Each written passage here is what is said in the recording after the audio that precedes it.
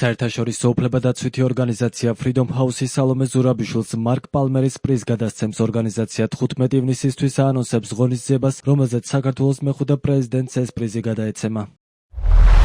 ჯილდო აღიარებს მის პრინციპულ ლიდერობასა და დემოკრატიული ღირებულებებისადმი მტკიცე ერთგულებას საქართველოსთვის და ევროპაში თავისუფლებისთვის უფრო ფართო ბრძოლის გადამწყვეტ მომენტში. პრეზიდენტ ზურაბიშვილის პრინციპულმა ლიდერობამ და მისმა მტკიცე მხარდაჭერამ დემოკრატიული მმართველობის, სამოქალაქო თავისუფლებებისა და საქართველოს ევროატლანტიკური მომავლის მიმართ ის დემოკრატიის ძლიერ ხმად აქცია იმ დროს, როდესაც თავისუფალ საზოგადოებებზე ზეწოლა მთელ მსოფლიოში იზრდება. პრიზის გადაცემის ცერემონიალს დაესწრებიან დიპლომატები, პოლიტიკის განმსაზღვრელი ფიგურები, სამოქალაქო საზოგადოების ლიდერები და საერთაშორისო დემოკრატიული საზოგადოების წარმომადგენლები. გარდაცვლილი ელჩი მარკ პალმერი დიდი ხნის მანძილზე Freedom House-ის მეურვე და მსოფლიო დემოკრატიული გარდაქმნების ერთ-ერთი გამორჩეული მხარდამჭერი იყო. მისი სახელობის ჯილდოს Freedom House-ი ყოველწლიურად გადასცემს დიპლომატებსა და საჯარო მოხელეებს, რომლებიც თავიანთი ჩვეულებრივი მოვალეობების ფარგლებს გასცნენ ფუნდამენტური თავისუფლებების დასაცავად, სამოქალაქო საზოგადოების მხარდასაჭერად და დემოკრატიული ინსტიტუტების გასაძლიერებლად.